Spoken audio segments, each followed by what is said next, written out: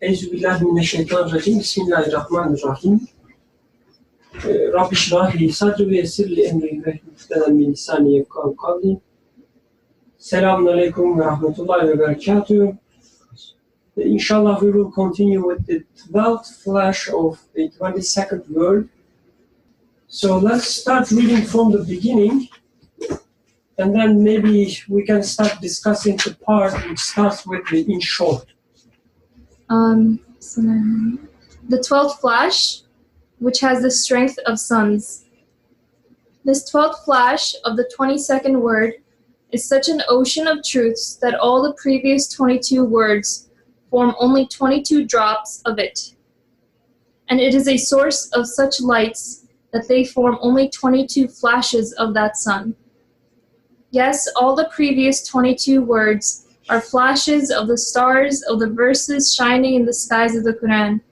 All are single droplets from the river of a verse flowing from that ocean of discernment, distinguishing truth and falsehood. Each is but one pearl from a single of its verses, all of which are chests of jewels in the sublime treasury of God's book. Thus, the word of God, which is in small part defined in the 14th droplet of the 19th word, has been revealed from the greatest name, the sublime throne, and the greatest manifestation of dominicality, and it repeatedly states with all its strengths within a breadth and elevatedness that binds pre-eternity to post-eternity and ties the ground to the divine throne, and with the certainty of all its verses, there is no God but God. It calls the whole universe to witness and makes it testify. Yes, altogether, the world hymns, there is no God but God. If you look at the Quran with the eyes of a sound heart, you will see that its 6 aspects are so brilliant and transparent that no darkness, no misguidance, no doubt or suspicion, no trickery could enter it or find a fissure through which to enter and violate its purity. For above it is the stamp of miraculousness, beneath it proof and evidence, behind it its point of support, pure dominical revelation, before it the happiness of this world and the next, on its right questioning the reason and ensuring its confirmation, on its left calling on the conscience to witness and securing its submission. Within it is self-evidently the pure guidance of the Most Merciful. Its outside observedly consists of the lights of belief, and its fruits with all certainty the purified and veracious scholars and saints who are adorned with all the human perfections and attainments. If you fasten your ear to the breast of that tongue of the unseen, you will hear from afar a most familiar and convincing, and infinitely serious and elevated heavenly voice, equipped with proof, which repeats, "There is no God but God." It states this so certainly, it is at the degree of absolute certainty, and illuminates you with a knowledge of certainty resembling vision of certainty. I continue? In short, or? Let's stop here so that somebody else can read as well. Jazakallah khair. So these 2 paragraphs, as far as I remember, we discussed a little bit. So if anyone has any comments or questions regarding these 2 paragraphs, we can go over it. Otherwise, we can continue with the rest. The overall, as I remember, with the 11th flash, the author was giving the prophet as a stamp or as a flash of the divine unity through the message of the prophet, and specifically he was saying Muhammad the trustworthy, peace and blessings be upon him, is the most bright flash of the divine unity. He was saying the supreme sign and also the greatest name of the mighty Quran, And then in this 12th flash, he's now saying that the Quran itself is a divine, it's a stamp of the divine unity, another flash of the divine unity. So if you look at the creation through the glasses of the Quran, you will see nothing but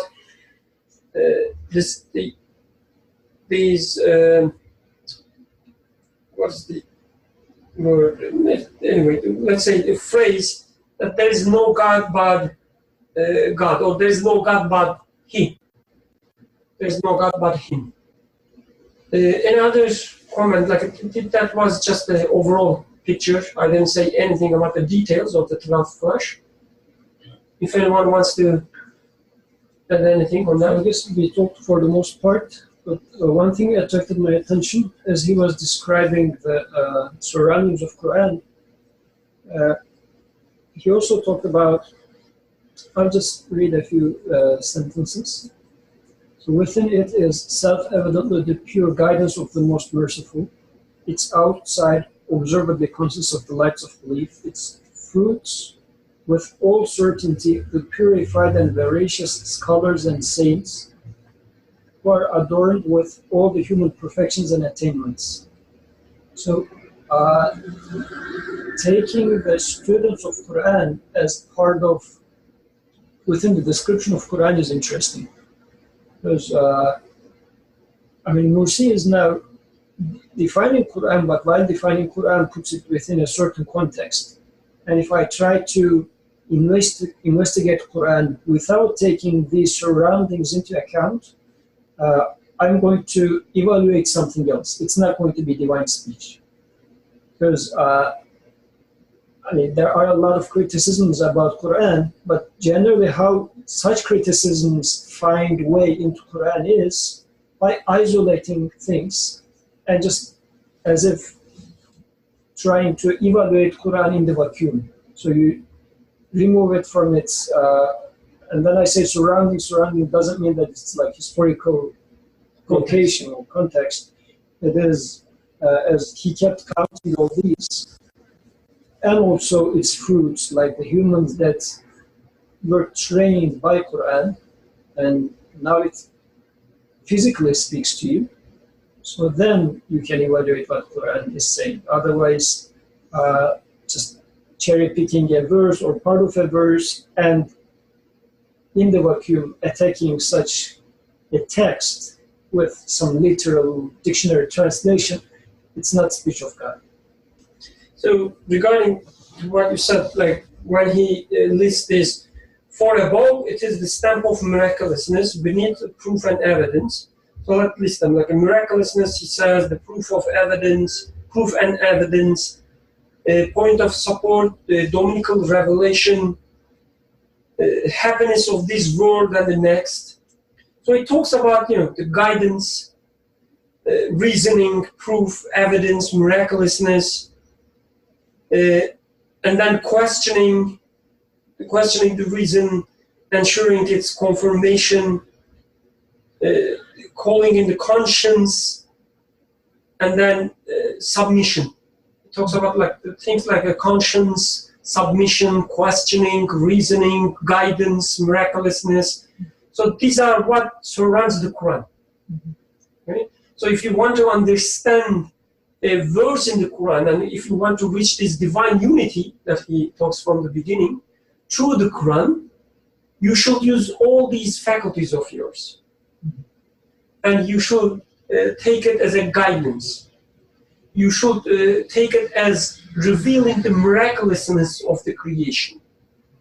Rather than trying to learn something about some galaxies or, I don't know, some the biological facts or historical facts, it's a book of questioning, it's a book of proof and evidence, it's a book of miraculousness, revelation, guidance. So you should take it from the filter of these features. And also the part that you read, I think it's also really important.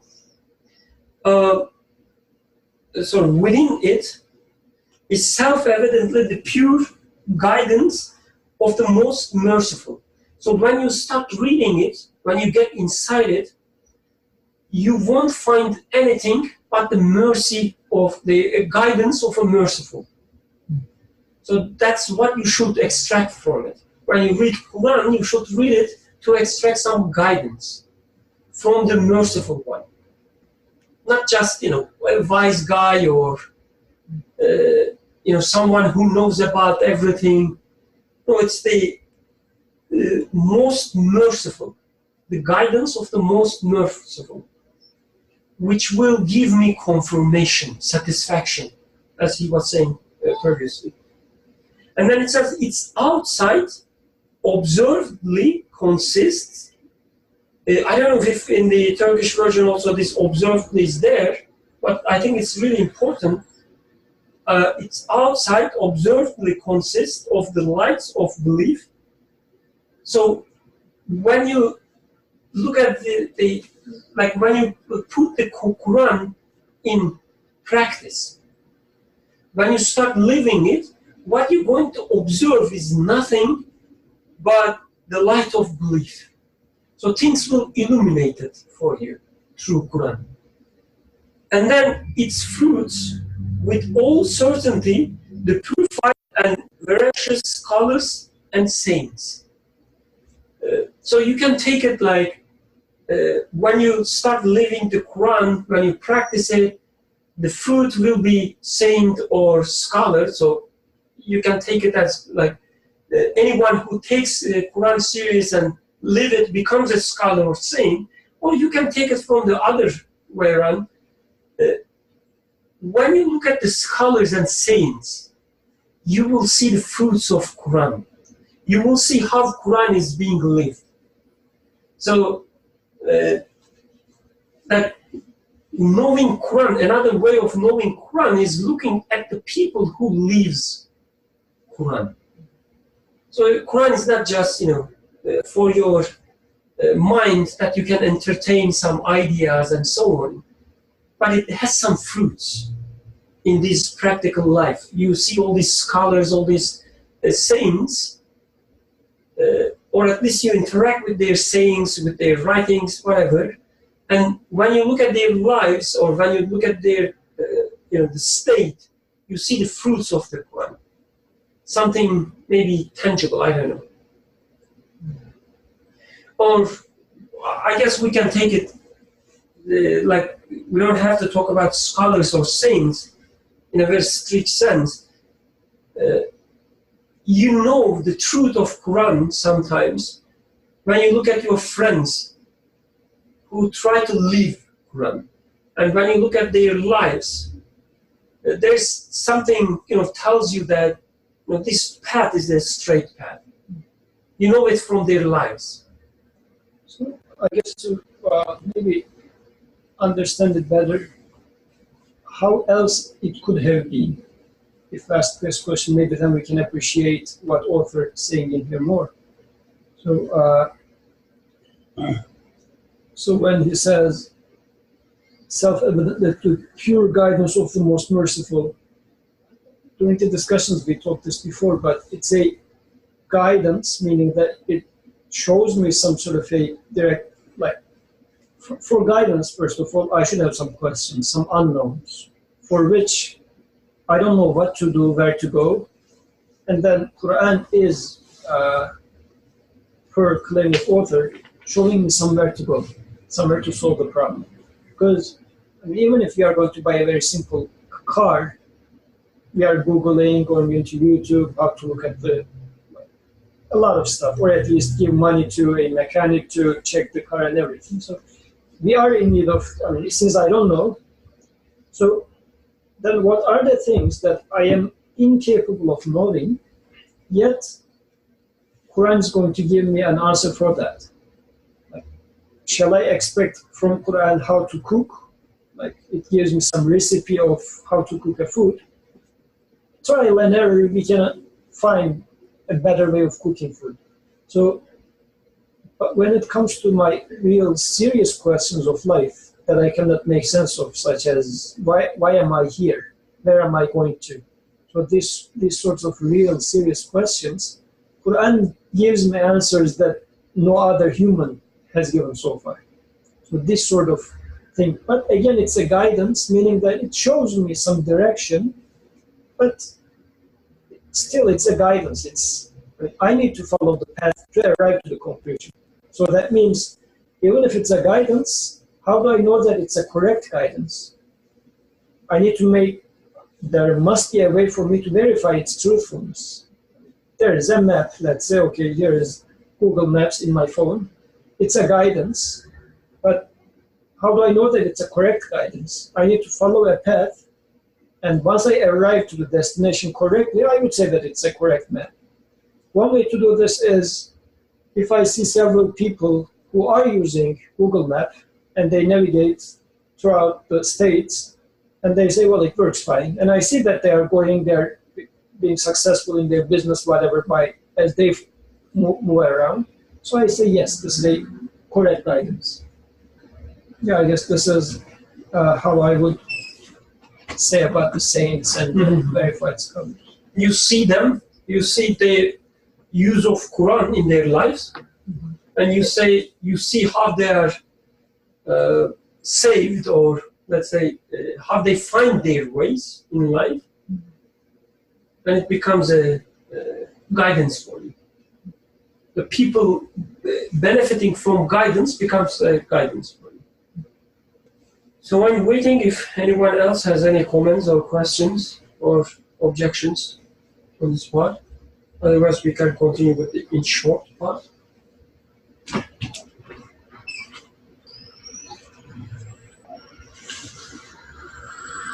Okay, let's continue. Oh, Hassan, please go ahead. Yes. So what does the author mean when he says beneath it, proof and evidence? When he says, for above it is the stamp of miraculousness, beneath it is proof and evidence. So Yusuf was explaining that the guidance cannot just be taken like that. You have to get the evidence and proof, like, looking at the universe. So what is that? How is the author saying that beneath it is proof and evidence? So that includes your verification? Yusuf, I guess he used your name, so it's your job to answer, if you have to answer. Again, what else it could have been? It could have been just claims, for instance. So if it was simply claiming, then there wouldn't be any evidence. Evidence means it's proving something. It's not simply claiming. Like, what does claiming look like? Politicians the whole time, they simply claim, we are going to do this, we are going to do that. Do you have any evidence that you're going to do that? Even if politicians sometimes say that we did this, we did that, and you know that it was somebody else's action actually. They didn't do it. But the politician, just for the sake of political discourse, says that we did it. These are just claims. So, Quran, what sort of a language does Quran use? Does it simply claim when it comes to my very central question? Or is it speaking with proof? But the question is, what sort of a proof does Quran provide? We can ask the question then. With what does Quran prove its points?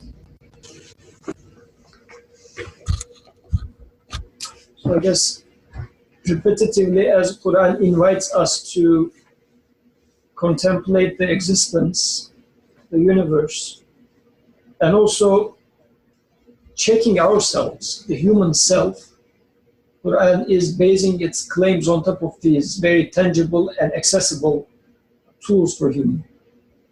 And so if I see in Quran, let's say, there's going to be a resurrection, this is a claim. So is there proof of this claim in Quran? Yes, there is. And it explains by giving examples, or it talks about angels, it talks about an eternal life, hell, a paradise, all these things. Like, how do I know? Is it just a claim, or is it something that I can verify? Also says, so when it says, think about things, look at things.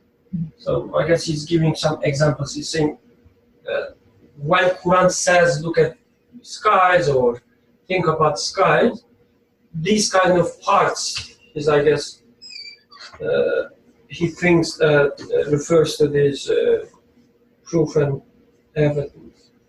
The way the author put this thing, like this 6 sides he talks about, is also interesting because he says like behind it is proof and evidence, beneath it, sorry, as if he says the Quran rises on the shoulders of proof and evidence behind it, which takes you the miraculousness, and then behind it, it's the point of support, pure dominical revelation. So, like a pure dominical revelation comes, and then before it, the happiness of this world and the next. So this is what you are going to reach. The happiness in this world and the next. And then it says on the right is the reasoning and the left conscience. So they together takes you the happiness of this world and the next. Another point? Okay, let's continue with the in short.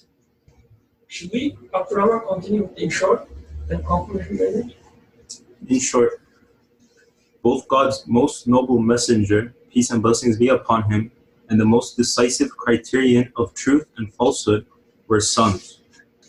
Both God's most noble messenger, peace and blessings be upon him, and the most decisive criterion of truth and falsehood were sons. I think this is referring to which has strength of sons in the beginning. Or else they're not sons. 1. The tongue of the manifest world, pointing with the fingers of Islam and messengership, and confirmed by all the prophets and purified ones, supported by 1,000 miracles, demonstrated this truth with all his strength. And the other, like the tongue of the world of the unseen, indicating with the fingers of right and guidance, under the confirmation of all the creational signs in the universe within 40 aspects of miraculousness, demonstrates the same truth with all seriousness. Is that truth then not clearer than the sun and more brilliant than sunlight? O obdurate little man sunk in misguidance, how can you oppose these suns with the lamp of your head, dimmer than a firefly? How can you show disdain for them? Are you trying to extinguish them by puffing? Pooh to your denying mind. How can you deny the words and claims which those 2 tongues of the manifest and unseen world speak in the name of the sustainer of all the worlds and owner of the universe, which they speak on his behalf? O you wretch, lower and more impotent than a fly, who are you that you attempt to give the lie to the universe's glorious owner? Conclusion. O friend, whose mind is alert and heart attentive, if you have understood this 22nd word from the beginning up to here, take the 12 flashes together in your hand, and finding a lamp of truth as powerful as 1,000 electric lamps, adhere to the below-mentioned verses of the Quran. Mount the steed of divine assistance, ascend to the heavens of truth, rise to the throne of divine knowledge, declare. Should I read it? Yeah, at least. I testify that there is no God but you. You are one, you have no partner. And saying, I testify that there is no God but God, he is one, he has no partner. His is the dominion and his is the praise. He gives life and gives death, and he is ever living and dies not. In his hand is all good, and he is powerful over all things. And saying this, proclaim his unity over the heads of all the beings in the universe, in this mighty mosque of the world. Glory be to you, we have no knowledge save that which you have taught us. Indeed, you are all-knowing, all-wise. O our sustainer, do not call us to the task if we forget or fall into error. Our sustainer, lay not a burden on us like that which you laid on those before us. Our sustainer, lay not on us a burden greater than we have the strength to bear. Blot out our sins and grant us forgiveness. Have mercy on us. You are our protector. Help us against those who stand against fate. Our sustainer, let not our hearts deviate now after you have guided us, but grant us mercy from your presence. For you are the granter of bounties without measure. Our sustainer, you are he that will gather mankind together against a day about which there is no doubt. For God never fails in his promise. O God, grant blessings and peace to the one whom you sent as a mercy to all the worlds, and to all his family and companions, and have mercy of us and have mercy on his community through your mercy, O most merciful of the merciful. Amen. And the close of their prayer will be praise be to God, the sustainer of all the worlds. Let's start from the beginning. In short, both God's most noble messenger, peace and blessings be upon him, and the most decisive criterion of truth and falsehood, so it's referring to Quran, Furqan. The most decisive criterion of truth and falsehood were suns. Suns that illuminate and with their lights show the divine unity. One, the tongue of the manifest world, pointing with the fingers of Islam and messengership, and confirmed by all prophets and purified ones, supported by 1,000 miracles, demonstrated this truth with all his strength. So the first one, the prophet, is the tongue of the manifest world, the world that we observe. The other one, Quran, he would call later the tongue of the world of the unseen. The world of the unseen and the manifest world. So the first part, the prophet part. Any comments? The tongue of the manifest world, pointing with the fingers of Islam and messengership, and confirmed by all the prophets and purified ones, supported by 1,000 miracles, demonstrated this truth with all his strength. So is this saying the tongue of the manifest world were the prophets and the message, the revelation, and that the world of, or the tongue of the world of unseen is the creation? Is that what it's saying? Say it again, sorry, I'm confused.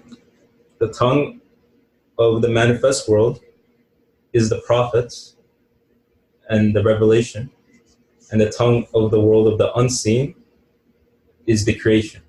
Is Quran. He's talking about prophet and Quran.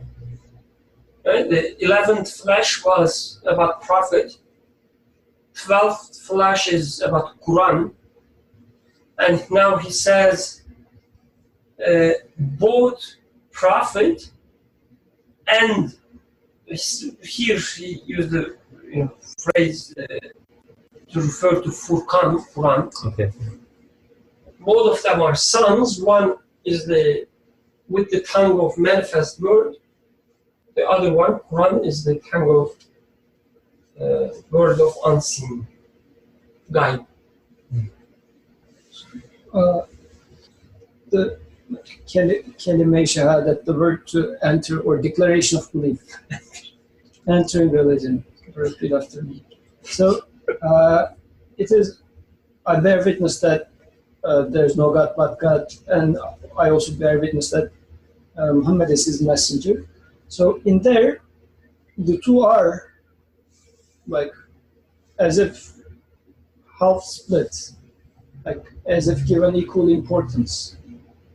So why? I mean, maybe it's clear for the first part, like there's no God but God part, but the messenger part is equally important in there. And now in here, in the conclusion part, the author is saying that for this testimony part, there are two major testimonies of, like one is the tongue of existence, which he says is exemplified with the messenger, or messenger and the scholars, or what did he say, which word he used?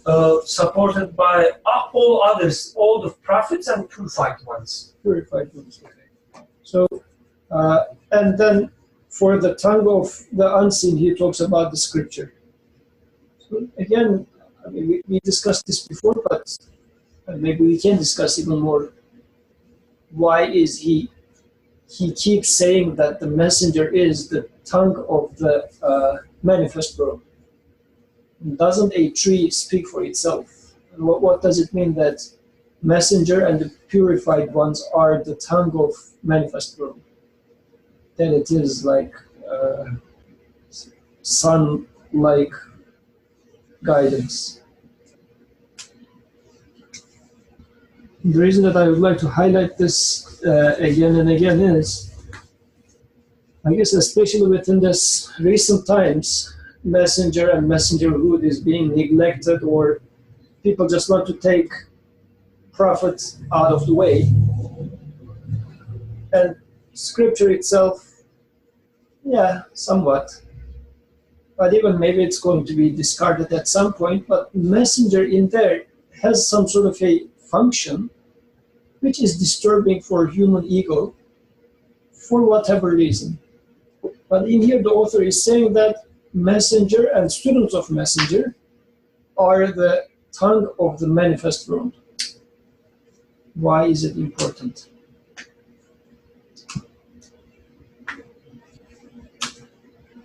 Or if this is a very specific question and more general, what do people understand from tongue of manifest world and tongue of unseen? If anybody wants to make a comment about that. Well, before that, would you like to share your ideas about the highlight of the messengership? No. I just want to ask this. If İhlas says, oh, she says, sorry, my connection is unstable, so couldn't hear well. However, I think it's the speech of the Creator. The author is referring to as tongue of manifest world. I think that was So I guess, like the way I understand Feria in the text, when author says the tongue of the manifest world, he's referring to prophet, not the speech of the Creator. The speech of the Creator, which is in this context is the Quran, is the tongue of the world of the unseen. But I might be wrong, of course. Yes, I think it's looking with the original text, this is how I understand as well. So the first sentence is split into two, and the following two large sentences are referring to these two halves of the first sentence, Which is prophet. prophet and scripture. Yeah, so the tongue of the manifest world refers to the most noble messenger. She says, yeah, I agree. Okay. Any other comments, questions? Anything from UK? No? Okay. So, Yusuf, since you couldn't start the fight by throwing some stones about the messengership, let me try it with bigger stones. So yes, it's really interesting. The author is putting too much emphasis on the prophet, and he's also talks about two things here. When he's talking about the prophet, he says pointing with the fingers of Islam and messengership. So messengership is just messengership. I don't know why it was capitalized here. In original, it's just Risale-i with anyway, we don't have any issue there, like the messengership, his messengership. But also the fingers of Islam. So yes, we can take Islam as submission. So maybe he's referring to his being his servant, because we say Abduhu wa Rasuluhu. It's possible that with Islam he's referring to this, his submission and being the servant. But it's even in the original text, it's capitalized. So it's obvious that the author is talking about, when he talks about the Islam, he's talking about maybe, let's say, the way of living. Maybe, I don't know. Or so it's not only about the message. It's also the way of living. Even if we take it as a submission, it's a specific way of submission. It's not just submission. It's a specific way of submission, which is Islam. So why is why this is so, like why he's not only talking about his messengership, because for us it's easy to say, oh yeah, through the message we see the divine unity, through the message we know the creator. But when it comes to Islam, specifically when it comes to Islam with a capital I, we usually don't feel that comfortable. As if, it's all about the message, it's all about, what I think or what I understand. It's not about how I live. It's not about, the specific ways of living. That's it. Nobody is willing to fight today. Not even you.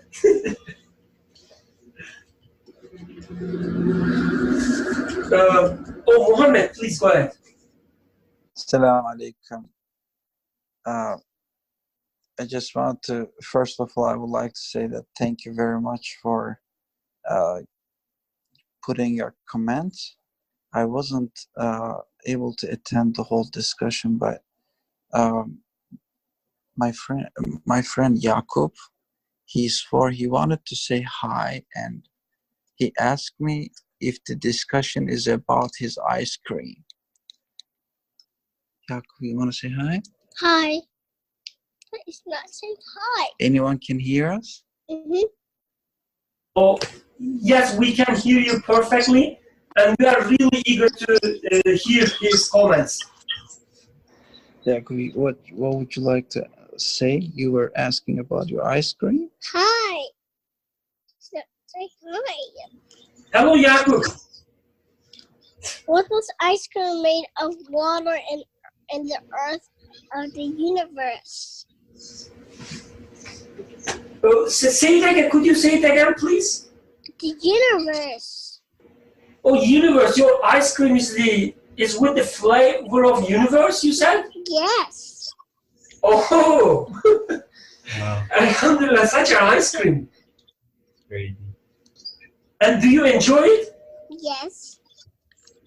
Okay. And are you listening to the discussion as well while eating the ice cream? Yes. Wow. MashaAllah. And would you like to share your comments about the discussion? Yes. Okay, please go ahead. How do you enjoy it? Like, how are you enjoying the discussion? I don't it all the time. After the universe gets my ice melted. Your ice cream is melted? No. Oh, ice cream is melted. Yes. No, my shirt is already red. Okay. All right. Thank you very much, Jakub. Want to say anything else? No. All right. So that's thanks for sharing our questions with us. And my comment or my question is included. What is it to do with my eating ice cream? As I said, I'm asking this question for me really in order to have a kind of a summary of if I can get a summary understanding or some kind of highlight of the points today within the context of eating an ice cream. Thank you very much. Thank you. Thank both you and Jakub. So any summary of today's discussion in the context of Jakub eating his ice cream? Anyone, please? Jakub might be upset that his ice cream is melting.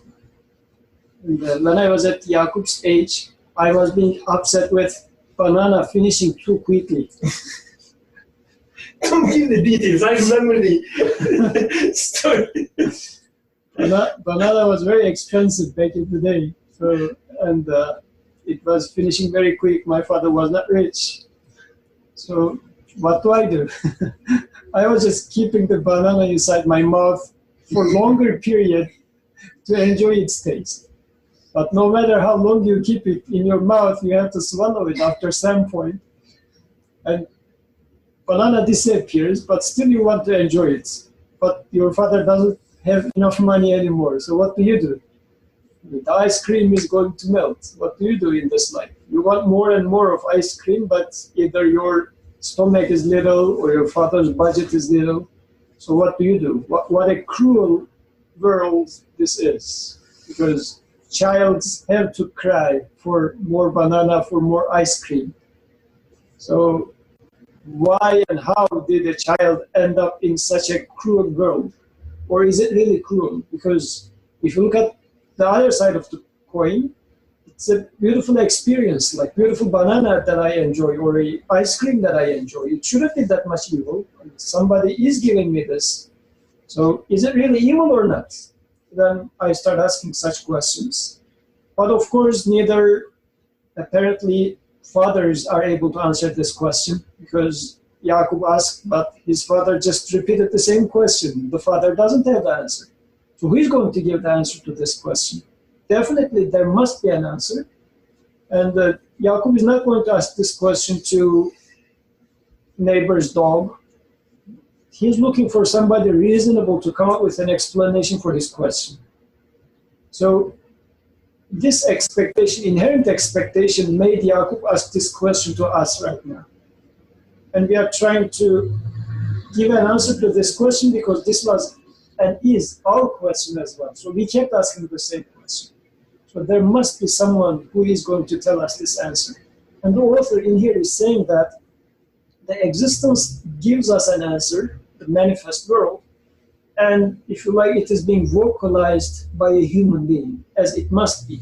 A human being must, the existence speaks, but a human being understands it well beyond and above any of the others, and just vocalize it for the rest of the people.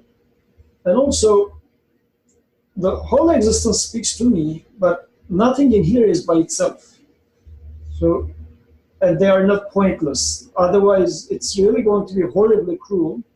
Like banana, me being served banana should have some sort of a meaning. But the one that serves me banana should talk to me as well. You shouldn't just leave the banana to talk by itself, or an instructor to talk what banana stands for. He himself should talk to me as well. And hence the unseen speaks to me. There must exist a speech that directly addresses me. So I guess in here, as now the author is saying, for the manifest world, there's this human, Muhammad ﷺ, and his students, which tell me the purpose of banana melting. And also, in his speech, he tells me why banana is melting in this existence. This is my comment about banana and ice cream, sorry. Anybody else? Thank you very much. I would like to share my understanding of the comment and the ice cream and my relationship with the ice cream is a resemblance of my relationship with everything else, my own existence. It is a point in it resembles, it exemplifies my relationship with my own existence. And the meaning, making my experience meaningful should be possible. And since there is a need, and then the answer to a need in this world, it is something that is real. I observe on the other needs. What about this question that how can I make my existence meaningful 100%? So that means it should be available within within the reality of this universe that tells me that there is a need, and if there is a need and there is an answer to that need, that is the way it is established, it is organized, it's obvious. So I think the messenger specifically is related to this need or this question of human being.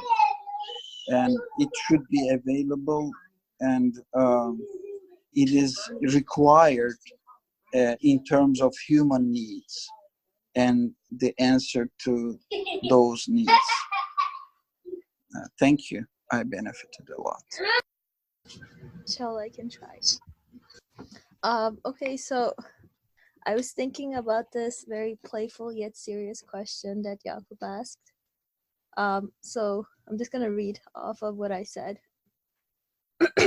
In order to taste the flavors of the universe, I need to recognize my need for it and so seek the appropriate flavor ice cream. But all the ice creams I find, or all the flavors I find in the universe, melt away immediately and are not really to my liking or to the liking of my taste buds. So what my humanity is looking for. The ice cream with the flavors of the universe must be accessible to me to confirm within the universe, yet one that does not melt away, so that is not transient in its nature or taste. So with my questions, then I look for guidance to the tongue of the manifest world, as referred to in the text, and I see that the noble messenger is also talking about how to attain the universally flavored ice cream that I've been looking for. And so I check myself with what he's saying to see if I too can attain this universally flavored ice cream as well. Thank you. Jazakallah khair. Very beautiful comment. So it looks like we are all in the quest for universally flavored ice cream, yet we are not able to find such a thing. So we have those questions, how we are going to find such an ice cream that doesn't melt away, or why all the ice creams are melting. As such, we are in need of a noble messenger to explain us what is going on in here, why the ice creams are melting, and how we are going to satiate our unending desire for universal flavored ice creams. Jazakallah khair. Any other comments or questions? Yes, Fariha, go ahead, please. I saw your hand, Fariha. Well, okay, there's no more hand. Awesome. Okay, awesome. Go ahead, please. Okay, so, the phrasing is very interesting on how he's using it. So I think the way the author is saying about the tongue of the manifest world, and then pointing with the fingers of Islam and messengership. So I was wondering, what is that pointing to? Like, what is this, the tongue? So the tongue implies that there is a speech, or as the previous sections were discussing, these are everything that we see is a sign. It's not the destination, but it's something that points or takes you to something else. So the speech of the manifest world, so it's acting as the interpreter, or the guidance, or the speech telling you or pointing. And but the messengership, again, the pointing with the fingers and the messengership. And I was seeing how, if the author at least is tying that to what is the pointing to, and it is there is no God but God, which he was discussing prior to that everything says that. And then in the short, it's like a summary that he's trying to say that this is exactly what the noble messenger, whatever represents. So when you're, as Khadija pointed out about the flavors of the ice cream, I really liked it. So same thing, when as Yaku, I don't know if he's there, but when when he's holding the ice cream and experiencing the taste and the pleasure that you're getting, or when whatever you're doing in terms of your typing or your eating or you're sleeping or you're walking, whatever you're doing, there is a sense that if you see that all these things are pointing to that fact in terms of this is what the aspect of messengership becomes, that all this is not possible but by the will of the one who gives it existence. So all these pleasure, all these things that I'm experiencing, all the qualities, whatever you may come, the mercy, the compassion, the beauty, all that is again referring to that La ilaha illallah, there is no God but God. And that is the truth that I think is being referred to when he says that demonstrated this truth with all his strength. So every action, every statement, everything that the Prophet represents is again highlighting this fact that there is no God but God. And then the second part of it was the like the tongue of the world of the unseen. And then that also, which is referring, as we were saying, that it refers to the Quran, indicating with the fingers of right. So fingers of right, I was wondering what that meant. If anybody has anything, please share that also. Fingers of right, and guidance under the confirmation of all the creational signs in the universe. And then, of course, within 40 aspects of miraculousness demonstrates the same truth. So the Quran also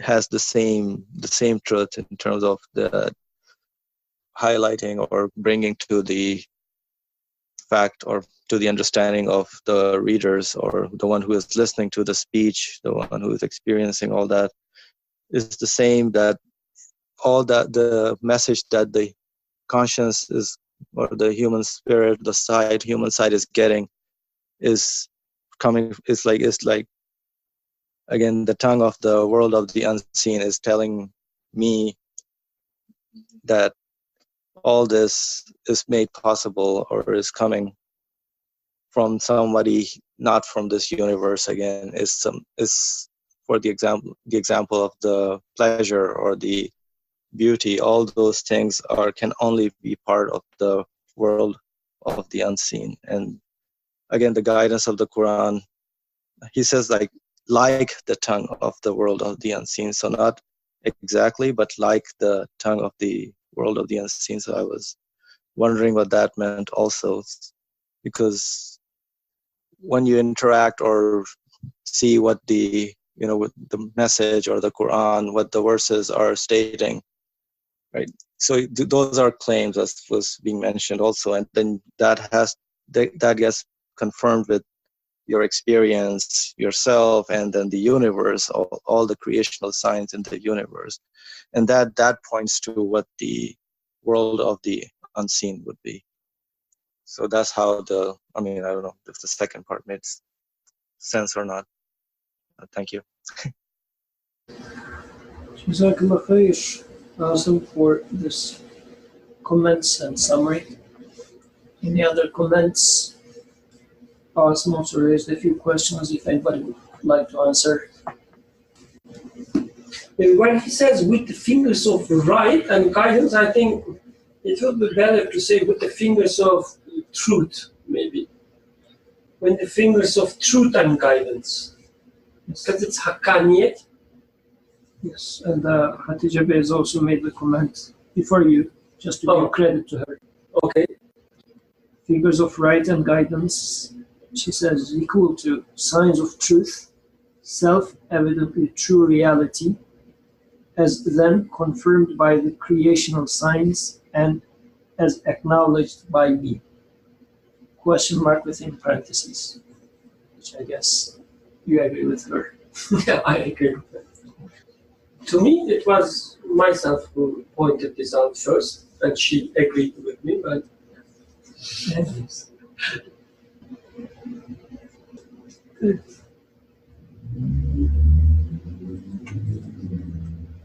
So, and he concludes saying, is that truth then not clearer than the sun and more brilliant than sunlight?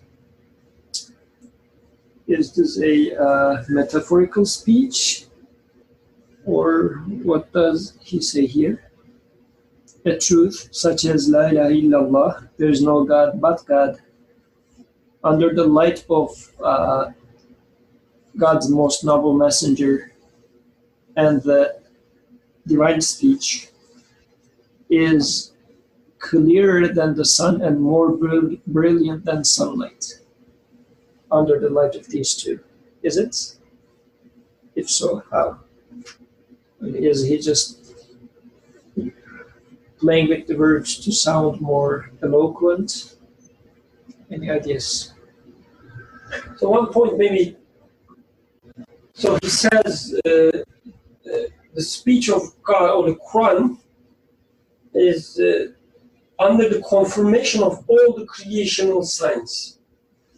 So everything in the creation confirms the message of Quran. So if this is the case, I guess it's a good analogy that it's brighter than sun, or clearer than sun, and brighter than sunlight, because wherever you look, you see nothing but the confirmation of this message. So there is no escape from it. So you can escape from sun, for instance, you just put an umbrella and you're done. But you cannot escape from this truth. Like wherever you look, you will see the signs of divine unity. Yes.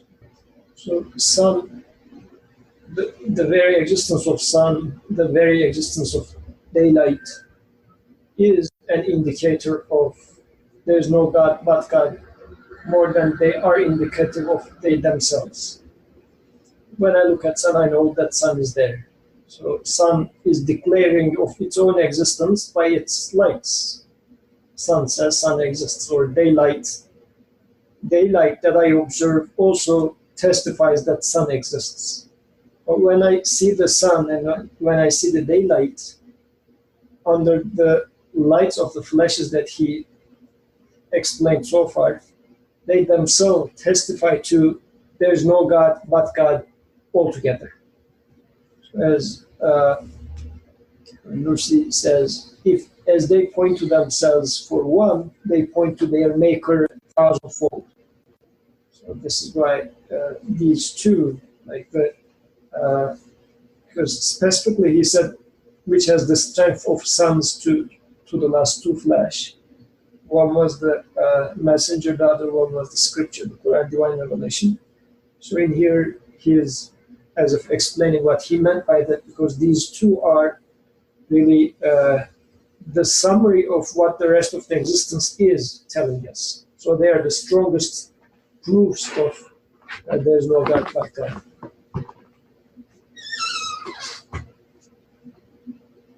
Okay. Any other comment? If not, yeah, go ahead. I mean, I have a comment for the last paragraph, if we are there. Yes, we are there. Okay. O adroit little man sunk in misguidance. O man sunk in misguidance. And in footnote it says, this is addressing someone who was trying to abolish the Quran. O man who sank in misguidance, how can you oppose the suns with the lamp of your head? How can you oppose the suns with the lamp of your head, dimmer than a firefly? So I was thinking like, okay, we studied all these 12 flash signs or flashes of divine unity.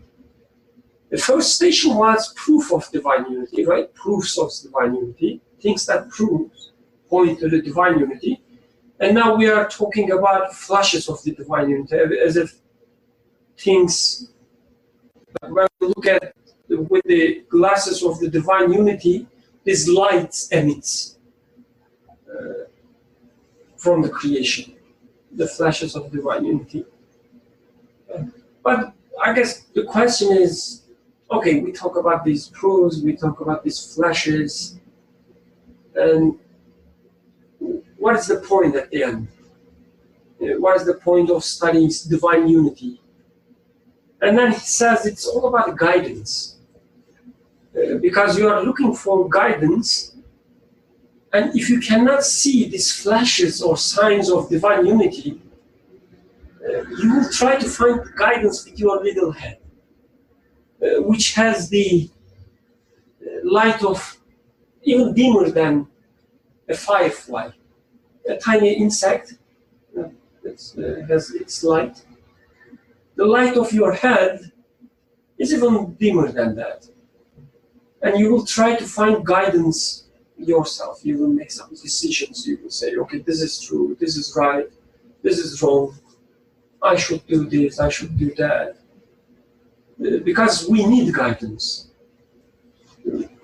And the way I understand, he says, all these lights, especially the lights of Prophet and light of Quran, illuminates your world, gives the guidance.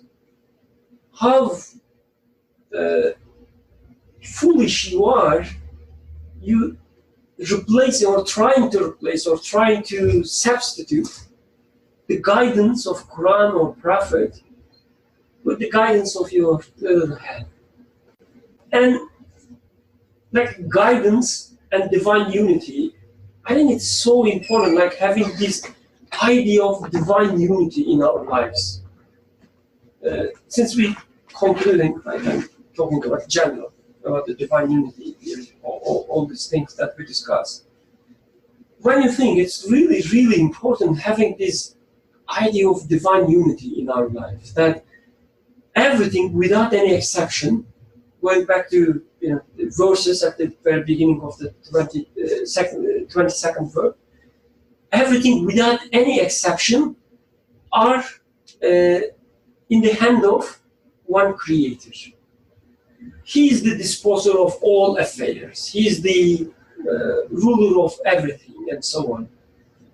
Having this idea, having this belief in your life is so important, because in your life every day you have to fight against all these false gods. Your friends, your boss, your wife, your husband, your child. From your perspective, right, when you're attacked by them, you say, okay, all these gods trying to control my life. I have to fight with them. I have to fight against them, sorry.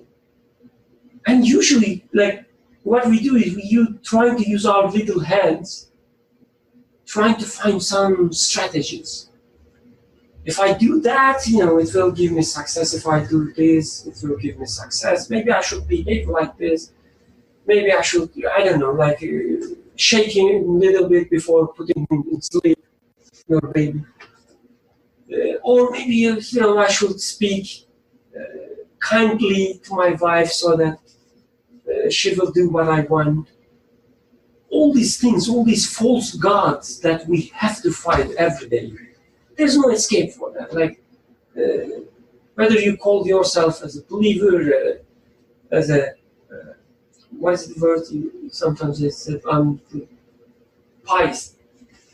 Whether you call yourself a pious guy or not, you have to fight against all these gods.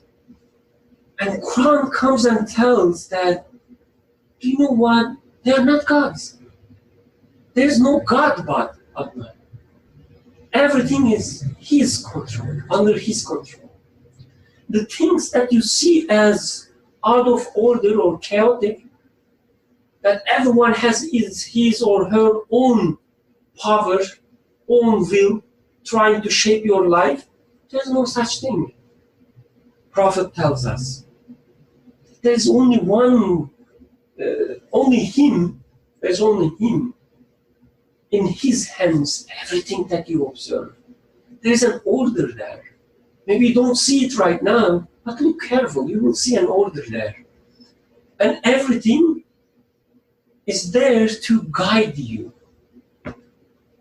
Maybe for a moment you hate your husband because he doesn't act as you wish, or your baby, or your wife, or your boss, or your employee. But whatever you are experiencing is under His control. It's not his decision or her decision or whatever. It's His decision with capital H. So you are in safe hands. Do not try to find some strategies to make your life easier, happier, whatever. Use the light coming from the messengers and the Quran, not from your little head.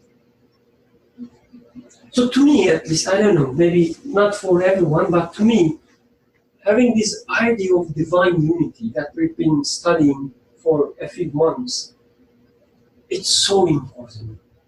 Every time I have a trouble in my workplace, if I remember divine unity, then I'm in safe hands.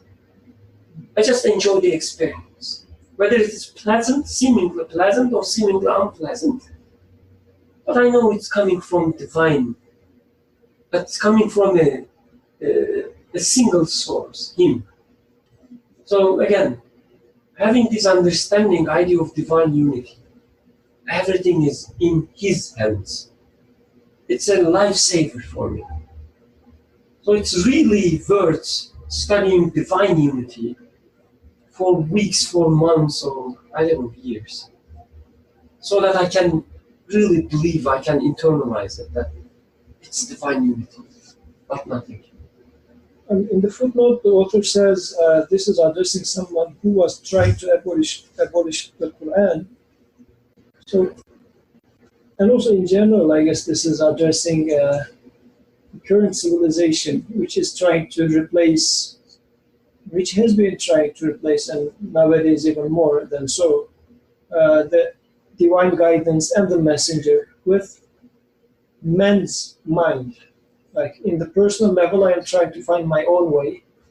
And if we truly ask ourselves, what part of our day-to-day life is being illuminated with Quran? And if I come across a problem, to whom do I ask my question?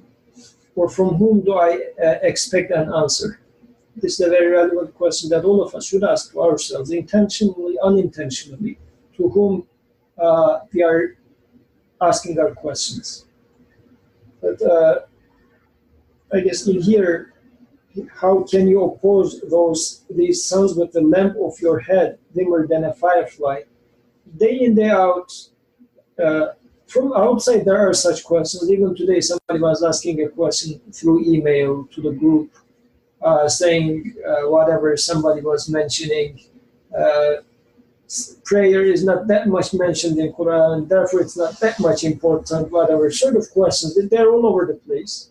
And when you read such a question, when I read such a question, do I have an answer to that question? Or where am I? When I read the question, I say, wow, it sounds that the guy has some point at least, right? So I'm not too far away from that. This is what I am trying to say. Okay, somebody might be explicitly trying to sort of abolish Quran, meaning that replacing it with something else. But in my day-to-day life, I might already be, if you like, let's use a very positive word, victim of such a behavior. Somebody else did it, but I am a victim of it. Or intentionally, I am just pushing it to the side of my life. It's not at the center of my life anyways. And then author is, in the light of previous parts, asking, how can you deny all the things that you have seen so far? Although it was a light, it was a guidance, and yet you're denying it or disdaining from them, saying that, well, I don't need that, thank you, it's good, let it be yours, I'm not going to mess up with it. And we are trying to extinguish them by puffing time to time. Quran comes up with a claim, and we are trying to, as if, say that, well, it was, back in the day, it was cultural. So this is sort of puffing to the guidance of Quran.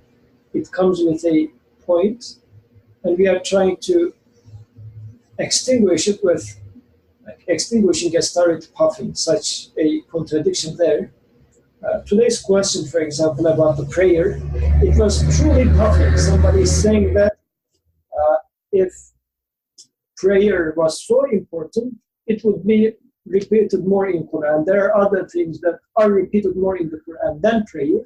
Therefore, prayer is not that much important. So, again, a truth as strong as sun, which is prayer, is trying to be extinguished by puffing. Somebody is trying to puff it. And when I ask the question to myself, it looks like if salat, the prayer, was like a sun to me, I would laugh at such a question. But if I am being challenged by such a question, saying that look, what sort of a devil mind this guy has, very cunning question.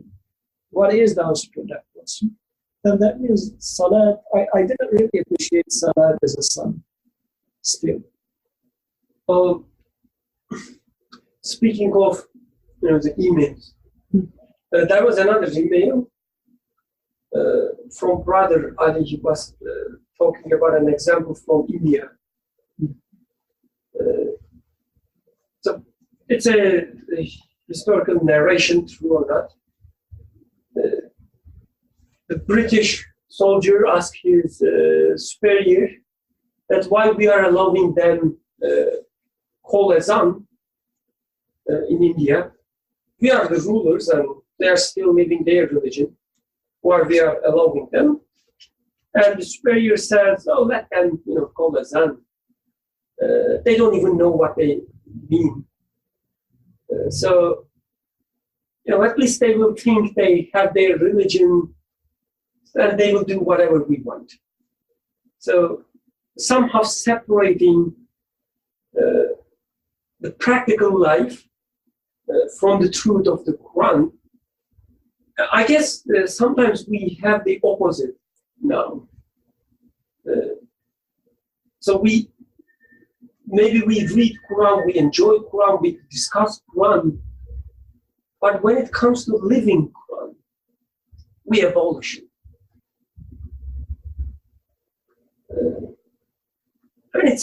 I don't know, I guess it's easy to read something, understand something, as opposed to living. It's not easy, but relatively, let's say, easier. But when it comes to living Quran, whatever you understand from it, everyone has its own understanding, or own understanding. But putting our understanding into practice, as author was saying, Islam, or following the messenger, we abolish it. So when we abolish, one for another, or when we abolish one, I guess we find ourselves in misguidance again. I mean, what is good for what it is good for when you just study, let's say, medical texts. You have all these textbooks, you attend all classes, you read them, but there's a patient in front of you with a tumor, and you don't touch it. You just read, you understand, you know everything about the tumors, the cancer, but you don't touch it, you don't cut it.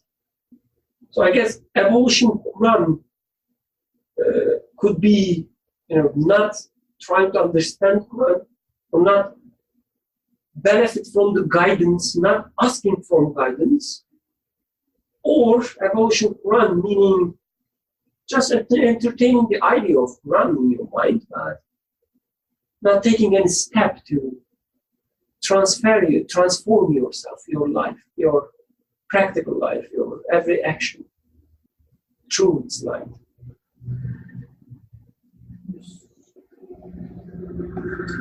Other comments, questions? We have 19 minutes. Conclusion. O friend, whose mind is alert and heart attentive, if you have understood this 20-second word from the beginning up to here, take the 12 flashes together in your hand, and finding a lamp of truth as powerful as 1,000 electric lamps, adhere to the below-mentioned verses of the Quran. Mount the steed of divine assistance, ascend to the heavens of truth, rise to the throne of divine knowledge. So I'm going to reread this paragraph by referring to some words from the original language.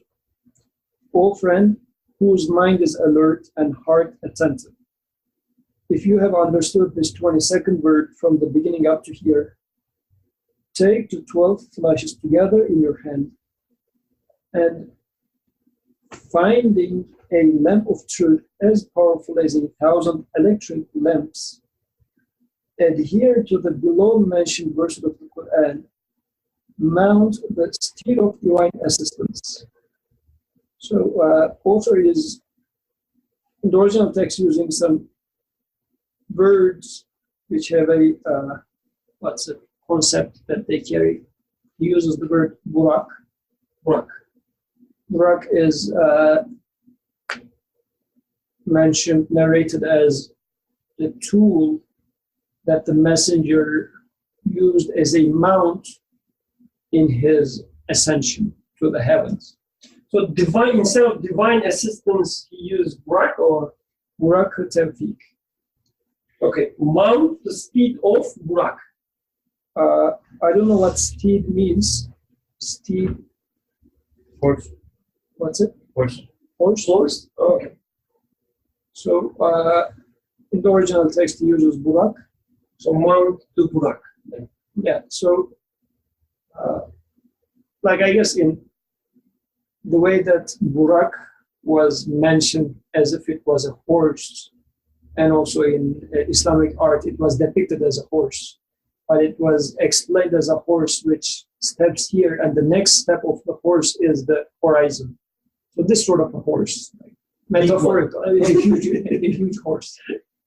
So author is now using these words, I guess, trying us to fill in these concepts. What does Burak mean? Because he says, mount to the horse or Burak of divine assistance, ascend to the heavens of truth. And again, ascension in here refers to Mi'raj, as in the original language he uses uruj, like climb, to the heavens of truth. Because the messenger ascended to the heavens. Rise to the throne of divine knowledge. So we talked about throne last week or the week before? The week before, I guess. Yes, a few weeks ago. Somewhere we discussed what throne might mean. But now in here he is talking about rising to the throne of divine knowledge. And again in the narration of ascension, Prophet is being mentioned as he climbed or had a journey through the, if you like, layers of heavens. And he had a conversation with the Creator. So now the author is inviting us to do such a thing. What does all these mean in the light of the 12 flashes that we have studied so far? Because he says, take these to your hand, and it's going to make you go through this journey. So what does that mean? And here we have Nibras and Abdurrahman, which were complaining that I keep mentioning Miraj and never explain what it is.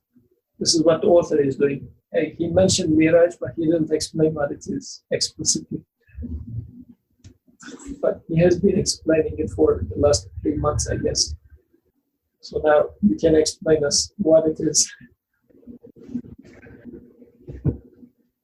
I guess he's telling us that Miraj, ascension, is,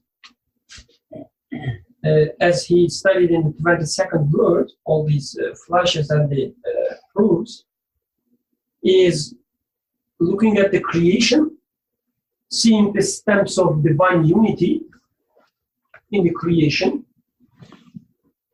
and through these stems of divine unity, reaching, as he says, the throne of divine knowledge, or reaching, ascending to the heavens of truth. So from the creation, reaching the truth, your truth is the process of ascension. And as you see, as you reach the higher levels of truth, you ascend more. But to do that, he says, you should adhere to the verses of Quran. So you should adhere to the message of the messenger and the verses of the Quran to realize your executive or essential. Just one thing to highlight here. When it says throne of divine knowledge, K over there is lowercase, and it's not a typo. So it's not divine knowledge. It is our knowledge of divine, right?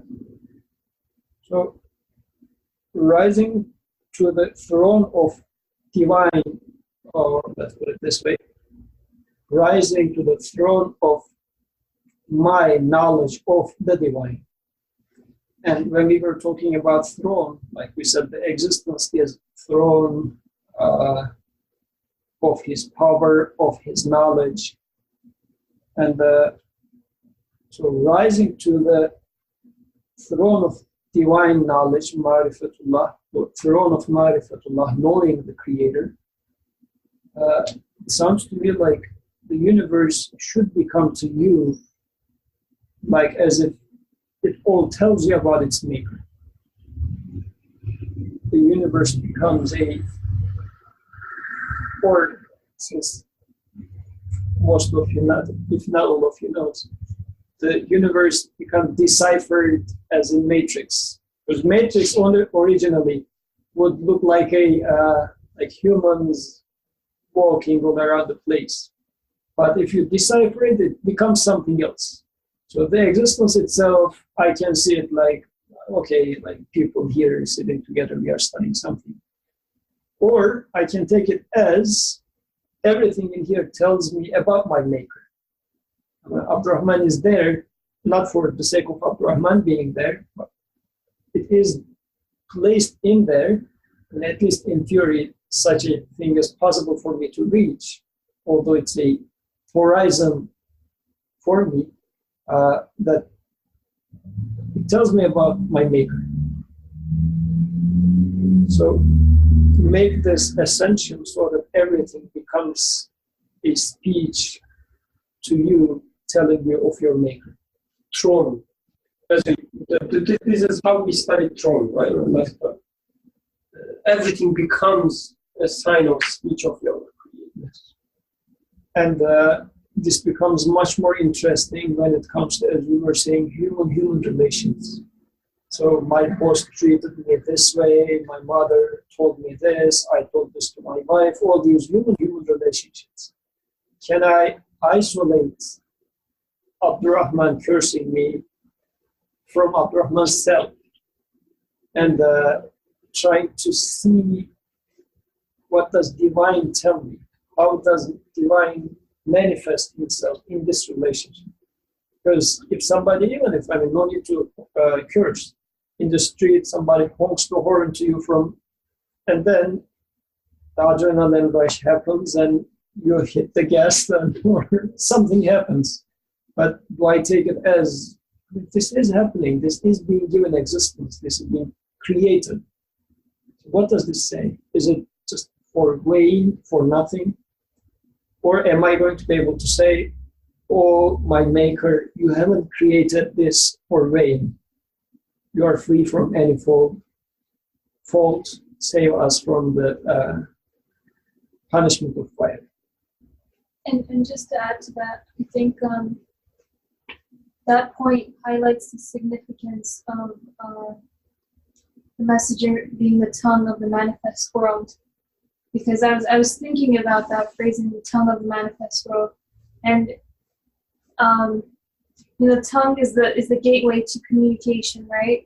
If I'm in a place where I can't communicate with someone, or they don't understand my tongue, or it's almost like having no tongue, or that person having no tongue. Even if it's the most basic thing, everything becomes very frustrating and unpleasant in not being able to understand or express yourself to someone else.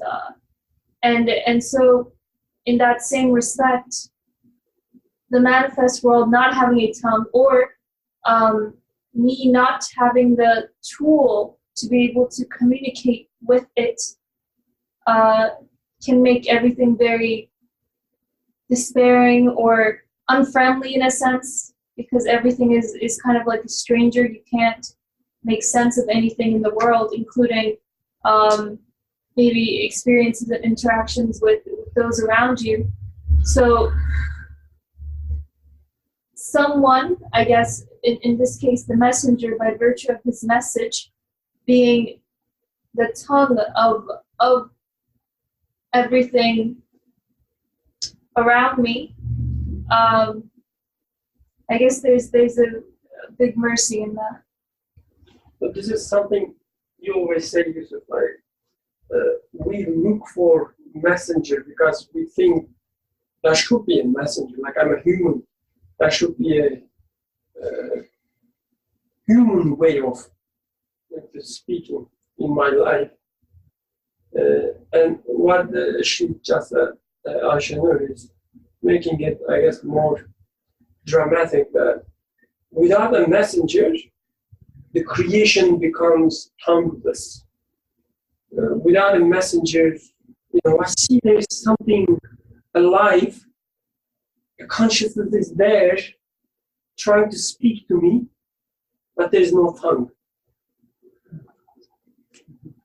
And with the messenger, who is the tongue of the manifest, or tongue of the creation that I observe, with him everything starts speaking in a way that I can understand.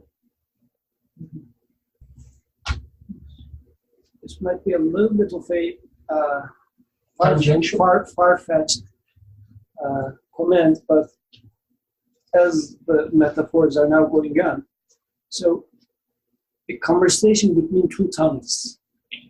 And we were talking about the God's most noble messenger, and at the end he said that you can go for ascension, because ascension is God's noble messenger's miracle. And he says it's also possible for you to go to this journey. The road is open to you. And here he laid out how to do this. So it sounds like, not to say that you're going to become a messenger, this is not the point, but you as a human have the duty also of being the tongue of this manifest world. And you are going to have this conversation with the tongue of the unseen. So in this existence, I am supposed to be the tongue as well. Yes, I'm going to be an ear listening to such a tongue, but also I need to be this tongue and have this conversation with the tongue of the unseen. So the existence can become, the scripture, the Furqan can become like a, if you like, friend with me, because I am in need of, I am studying the existence, and I am going to declare on behalf of this existence, we seek your help, and we seek your guidance. I am supposed to be the tongue of this manifest world and declare it and have a conversation with the tongue of the unseen. And I will seek guidance from the tongue of the unseen. And then, I guess, ultimately, this is how my existential loneliness gets into an existential presence, constantly being in the existential, in the presence of the necessarily existent one. Then I can truly rise to the throne of divine knowledge. Then he says, once you raise there, declare with, now, as you rise there, you declare using the tongue of the unseen. Because it's, now I bear witness, I confirm what divine told me about existence. Now I am declaring. My tongue uses the speech of the unseen. I testify that there is no God but you. You are one, you have no partner. I testify that there is no God but God. He is one, he has no partner. His is the dominion and his is the praise. He gives life. Oh, sorry, these are not from Quran, these are from Hadith. So now I am speaking with the tongue of the messenger. I testify that there is no God but God. He is one, he has no partner. His is the dominion and his is the praise. He gives life and gives death, and he is ever living and dies not. In his hand is all good, and he is powerful over all things. proclaim his unity over the heads of all the beings in the universe in this mighty mosque of the world. Oh, man. So the part he gives life and gives death. So because life and death is already something so clear that it's obvious what he's talking about, life and death. But I guess that because it's so clear, we also miss the maybe like a subtle meanings there, which are not that clear. So for instance, when I'm sad with my failure in a task, like I'm trying to do something and I fail, something is dead for me. And I'm looking for success. So success should come into life for me. And I'm blaming some people because of my failure, maybe myself or my friends, because I failed. There's a death in front of me, and it's coming from my friend or myself. And I want a success, I want something to come into life, my future success. And I'm asking it from another friend or another colleague or myself. And he says, he gives life and he gives that. Both your failure and prospect success is from him. Don't look for your friends or yourself. It's from him. He killed your task or whatever. Or with your, as you were saying, like a human-human relationship. Sometimes your relationship with your mother, with your beloved ones, they come to an end. You don't want it, but they come to an end. You blame them, you blame yourself. But it says, no, the death of your relationship is from him. So proclaim his unity over the heads of all the beings in the universe in this mighty mosque of the world. So with that, I will conclude with what Şükran was quoting from the email regarding Azan being called in India. So the author is saying that proclaim his unity, like Azan is proclaiming unity over the heads of the existence. You say Allahu Akbar, Allahu Akbar in the Azan. So if we are aware of what we are doing with Azan, then of course everything is going to change for us. If we are so conscious about what Azan means, what Allahu Akbar means, what Ashhadu an la ilaha illallah means, as we proclaim in Azan, which we should, then I'm not going to be afraid of English occupation, or I'm not going to be afraid of my boss or anything like that. And it is my duty as a human to proclaim his unity over the heads of the existence. Hence, Azan is there to the extent that we are consciously aware of what we are doing with Azan. And also during Sadat and everything. So I guess it's part of human's duty as human being, the tongue of the manifest world. Let's conclude here. سبحانك لا علم لنا إلا ما علمتنا إنك أنت العليم الحكيم. وآخر دعواهم الحمد لله رب العالمين. الفاتحة.